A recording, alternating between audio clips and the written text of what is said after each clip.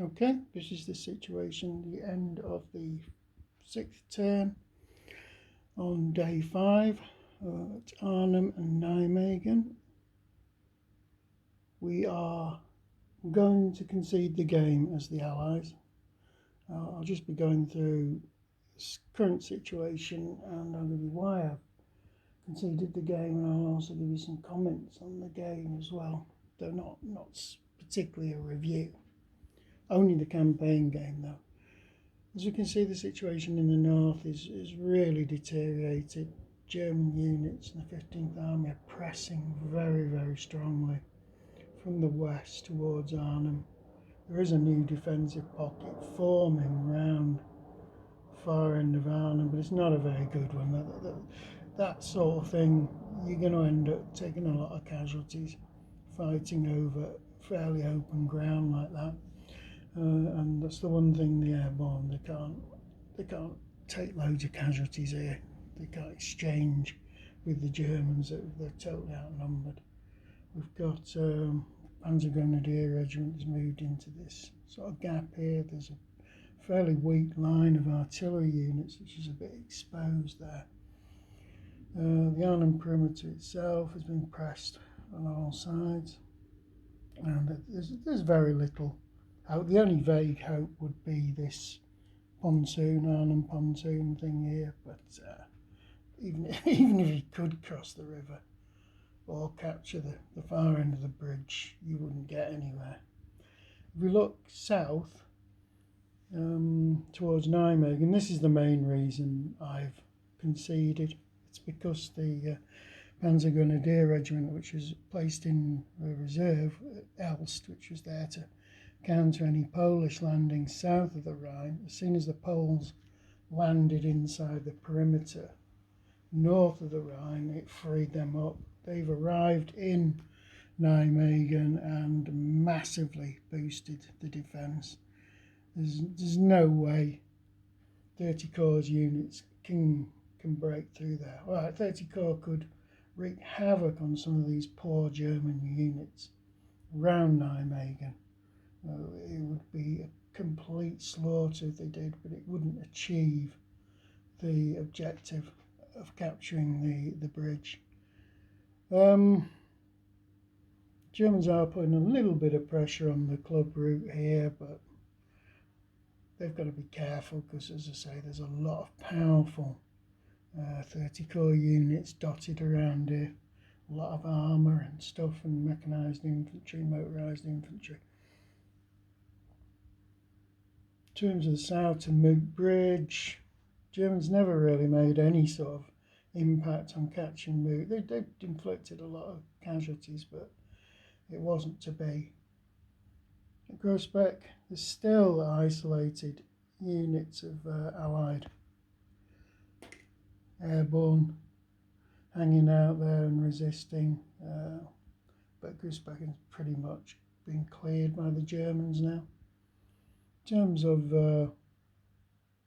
rest of the units arriving, you've got the heavier elements of 82nd, which are obviously attached. I don't know whether they're British or Canadian, but they're not a regular American units. They're not airborne as such. And you've got 43rd Division still trailing for miles and miles and miles down the road. Now, my comments on this campaign game are the game is won and lost on the first day. That's something I don't think people will want to hear, but the reason my game was lost for the Allies was they didn't get any units on Arnhem Bridge on the first day. As a result of that, the 10th SS units were able to drive to Nijmegen instead of having to go round via these canal bridges, and there's another bridge on a separate map off here at Paderborn. Well, I say bridge, they're not bridges, they're ferries. They would have had to ferry themselves across the river, which is a slow and laborious process. But instead they were able to drive straight to Nijmegen and bolster the defences there. ultimately to such a level that it just wouldn't be worthwhile fighting a mini Stalingrad to try and break in there. Another thing about the game, this is something I didn't try and do. I deliberately role-played the game in certain areas, but I believe it is possible, certainly for a canny German player, to stymie the Allies on the first go. Particularly there's one SS unit that is 10th SS that historically drove south across the bridge really quite early in the day on the first day, heading towards Nijmegen before returning the following day to get destroyed on the bridge. It's quite a famous scene from a bridge too far. Now, I could have just halted those units on the bridge and there would have been no way for the Allies to get there. The rule is you can't move away from your HQ, but they wouldn't be moving. If they stopped, they wouldn't be moving away from their HQ, which at that point in time would have been based in Nijmegen.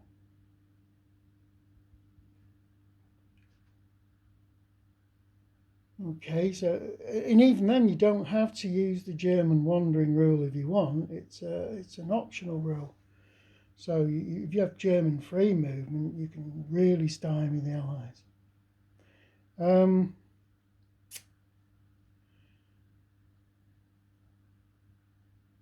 Other things I can say that my paratroopers, even though they got a huge amount of troops into Arnhem, which is something they didn't do historically, they ended up getting kettled in Oosterbeek over here.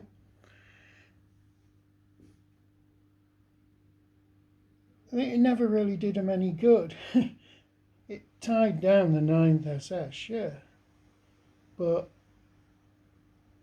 in the end, it weakened the perimeter to the west, which caused the catastrophe, as I call it. It dislocated the Allied plans and ultimately led to the Poles having to be moved north of the Rhine. That pretty much lost the game for reasons I've already said. What do you think of it as a game? I love the system. I like the system, but it's got some flaws. I don't like the way it handles leadership, in the fact that a leader can teleport around the map. First, leaders can't be killed. Secondly, they can teleport to any unit under their command after they've been activated. And you know, in my case, at one point they teleported from Grave here all the way to Mook in 2 hours. What's the equivalent of 2 hours? Which is possible if you got in a jeep and motored it, but you would likely to get shot up by stragglers and things all over the board. Another thing the game does is it doesn't allow you to mine the Nijmegen Bridge, which I think is something which is gamey, because that isn't what happened in reality. The bridge was set for demolition, but the demolition failed. But it's something that has to be there. And the same applies to the Arnhem Bridge as well. It has to be there to make this game even winnable from the Allied point of view. Because the Germans just said, oh, sod it, I'm going to blow both the bridges. You can do. There's one thing to remember. In this system, you can't blow a bridge just for the hell of it. There's got to be an enemy unit at one of the ends of the bridge to trigger the demolition. So yeah, again, that's something that historically, possibly the Germans could just say, oh, I'm blowing these bridges. And certainly in terms of Nijmegen, they could have done that. What else don't you think handles very well? There was something else I was going to criticise it for. Oh yeah, it abstracts supply into an effect on the troop quality, which I think is maybe that's realistic in the short time period this game's fought over. I would have thought maybe it would have affected the actual fighting power of a unit if it was out of supply, short of ammunition. So certainly fuel isn't really an issue here. It's ammunition, and in the historical situation, the ammunition shortage for the First Airborne was critical. Really did. It really did decrease their fighting effectiveness. But all in all, I like the system, and you're going to see how much I like it. In fact, I'm going to play a CSS game, which is basically just a slightly modified and tweaked version of GTS next. And that's it, really. It was a case of 2 bridges too far in my particular game.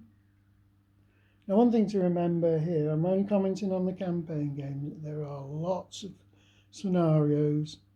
You can easily break the game into 2 portions and just play Nijmegen or just play Arnhem. And I don't know what the house rules of the game are for those particular scenarios.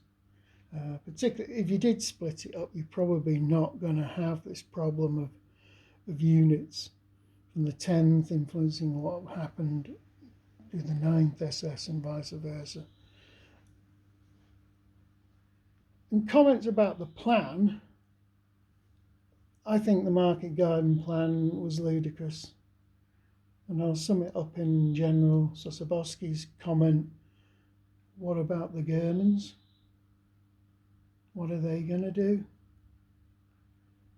And Boy Browning said, oh, don't worry about them. They're not good units. They're just second rate, poor morale, etc. That's famous last words, because they dropped right on top of 2 panzer divisions.